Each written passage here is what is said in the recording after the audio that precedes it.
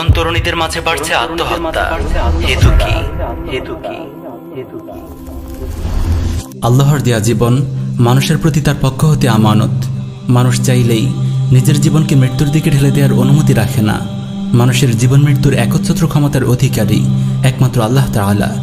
কোরআনের ভাষায় বললে, কুল ইন্না সলাতি ওয়া নুসুকি ওয়া মাহইয়ায়া ওয়া মামাতি লিল্লাহি রাব্বিল আলামিন। হে নবী, আপনি বলুন, নিশ্চয়ই আমার সালাত, আমার কুরবানি, আমার জীবন, আমার মৃত্যু একমাত্র বিশ্বজাহানের রব আল্লাহ তাআলার জন্য। তথাপি বিদ্যমান পশ্চিমা ভোগবাদী সমাজ ব্যবস্থা আজ মানুষকে আল্লাহ তাআলার জন্য বাঁচতে কিংবা তার জন্য মৃত্যুবরণ করার কথা ভুলিয়ে দিয়েছে। মানুষের কাছে পার্থিব সফলতাটাই যেন আজ বেঁচে থাকার প্রধান লক্ষ্য হয়ে দাঁড়িয়েছে। বস্তুবাদী সমাজে কিঞ্চিত পরিমাণ ব্যর্থতাই আজ কেড়ে নিচ্ছে মানুষের মূল্যবান জীবন। চারিদিকে বাড়ছে আত্মহত্যা, মানুষ ভুগছে প্রতিনিয়ত ডিপ্রেশনে। তবে অত্যন্ত আশ্চর্যের বিষয় হচ্ছে, এই আত্মহত্যার প্রবণতা তরুণ তরুণীদের মাঝে প্রবল আকার ধারণ করেছে। যতই দিন যাচ্ছে ততই তরুণ সমাজের ভেতর আত্মহত্যার প্রবণতা বৃদ্ধি পাচ্ছে। গত 23শে সেপ্টেম্বর থেকে 30শে সেপ্টেম্বর মাত্র এক সপ্তাহে 4 পাবলিক বিশ্ববিদ্যালয়ের 4 জন শিক্ষার্থীর আত্মহত্যা আবারও আলোচনার কেন্দ্রবিন্দুতে আসে। গত 23শে সেপ্টেম্বর রাজশাহী বিশ্ববিদ্যালয়ের গণসংযোগ ও সাংবাদিকতা বিভাগের ইমরুল কায়েস নামক একজন শিক্ষার্থী আত্মহত্যা করে। পাবনা বিজ্ঞান ও প্রযুক্তি বিশ্ববিদ্যালয়ের তাহমিদুর রহমান জামিল, ঢাকা বিশ্ববিদ্যালয়ের গণসংযোগ ও সাংবাদিকতা বিভাগের মাসুদ আল মাহদি অপু এবং জগন্নাথ বিশ্ববিদ্যালয়ের গণসংযোগ ও সাংবাদিকতা বিভাগের শিক্ষার্থী অমিতোষ হালদার নামক আরও 3 শিক্ষার্থী আত্মহত্যা করে। গত 12 জুন কালের কণ্ঠের এক প্রতিবেদনে দেখা যায়, করোনাকালীন বিগত 15 মাসে দেশব্যাপী 151 জন শিক্ষার্থী আত্মহত্যা করে। আর 15 এর সাথে আরও 4 মাস যোগ হয়ে মোট 19 মাসে এসে এই আত্মহত্যার পরিমাণ দাঁড়ায় 180 এর ঘরে। দেশের 5 বিশ্ববিদ্যালয়ের শিক্ষার্থীদের আত্মহত্যার জরিপ। করোনাকালে ঢাকা বিশ্ববিদ্যালয়ের 13 জন শিক্ষার্থী এবং 1 জন প্রাক্তন শিক্ষার্থী আত্মহত্যা করেছেন। জাহাঙ্গীরনগর বিশ্ববিদ্যালয়ে গত 10 বছরে 11 জন শিক্ষার্থী আত্মহত্যা করেছেন, তার মধ্যে 6 জন মেয়ে এবং 5 জন ছেলে। বিশ্ববিদ্যালয়ের রেজিস্ট্রার কার্যালয়ের তথ্য মতে বিশ্ববিদ্যালয়ের 12,921 জন শিক্ষার্থীকে মানসিক চিকিৎসা দেওয়ার জন্য রয়েছেন মাত্র 2 জন সাইকোলজিস্ট ও 1 জন কাউন্সেলিং অফিসার।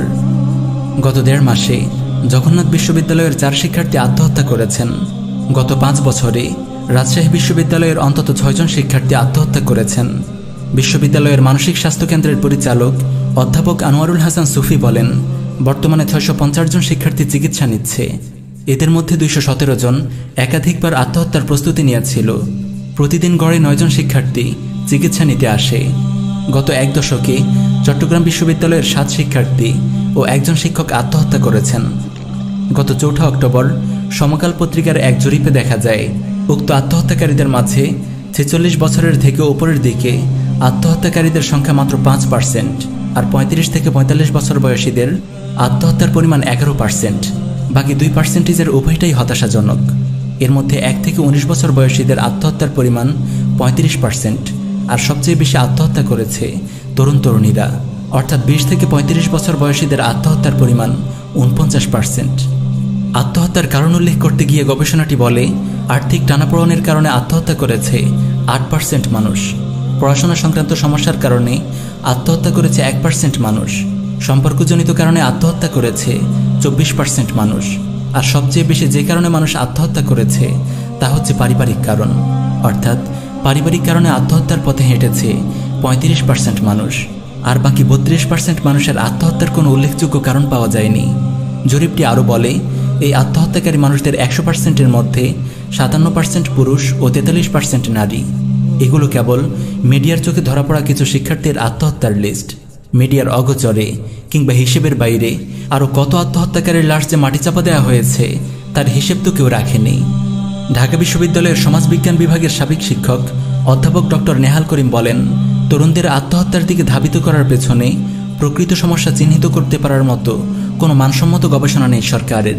অর্থাৎ শিক্ষার্থীদের মানসিক সমস্যা দিন দিন ক্রমাগত হারে বাড়তে থাকলেও শিক্ষা মন্ত্রণালয় এখন পর্যন্ত এ বিষয়ে কোনো পদক্ষেপ পর্যন্ত নেয়নি। কেন বাড়ছে আত্মহত্যা?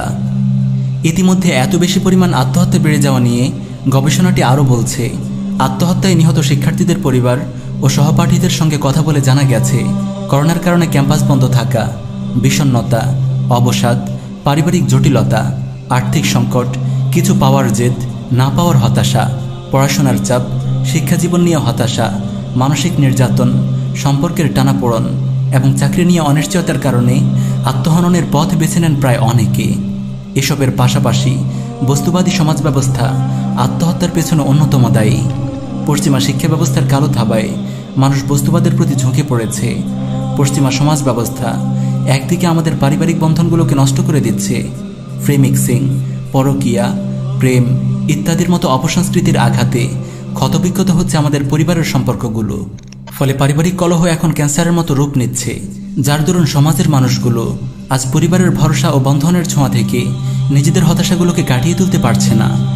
অন্যদিকে এই ব্যবস্থা আমাদের তরুণ সমাজের জীবনকে কাল্পনিক এক ফ্যান্টাসিতে জর্জরিত করে রাখছে। তারা ভেতর থেকে তাদের জীবনের অকৃত্রিম স্বাদকে হারিয়ে ফেলছে, যা তাদেরকে মানসিক ও আত্মিকভাবে প্রাণহীন করে তুলছে। বিদ্যমান সমাজ ব্যবস্থায় বস্তুগত কিছু উন্নতির নিদর্শন আমরা দেখতে পেলেও এখানে নেই বেকারত্ব হ্রাস করার কোনো গুরুত্ব, নেই মানুষের নৈতিক, মানসিক ও আত্মিক স্বাস্থ্যের চিকিৎসার প্রতি গুরুত্বারোপ। সব মিলিয়ে আমাদের সমাজ আজ ধ্বংসের দিকে যাত্রা করছে। প্রিয় উপস্থিতি, শিক্ষার্থীদের মাঝে যে হারে আত্মহত্যার প্রবণতা বাড়ছে, তা যদি এখনই রোধ করা না যায় তবে অচিরেই এক ভয়াবহ ভবিষ্যতের মুখোমুখি আমাদেরকে হতে হবে। আত্মহত্যা প্রতিরোধে জনসচেতনতা বাড়াতে হবে, হতাশাগ্রস্ত ব্যক্তির পাশে দাঁড়াতে হবে। আমার আপনার একটুখানি সহযোগিতায় বেঁচে যেতে পারে একজন মানুষের জীবন। পারিবারিক কলহ কমিয়ে আনতে ইসলামের মধুর পারিবারিক ব্যবস্থার প্রসার ঘটাতে হবে। বেকারত্ব হ্রাস করতে যুগোপযোগী ব্যবস্থা গ্রহণ করতে হবে। সর্বোপরি ভোগবাদী ও বস্তুবাদী পশ্চিমা সমাজ ব্যবস্থার বিরুদ্ধে সোচ্চার হতে হবে। ঢেলে সাজাতে হবে পশ্চিমা ভ্রষ্ট সমাজের শেখানো জীবন ব্যবস্থাকে। তবেই দেখা মিলবে একটি সুন্দর সমাজের। তাহলেই আমাদের আগামী প্রজন্মের ফুলের কলিগুলো পুনরায় নতুন করে ফুটতে শুরু করবে। তারা জানতে পারবে দুনিয়ার জীবনই শেষ জীবন নয়, দুনিয়াতে তো আমাদের কেবল পাঠানো হয়েছে আখিরাতের পুঁজি সঞ্চয় করার জন্য। সেখানে আমরা উপভোগ করব অনন্ত এক জীবন।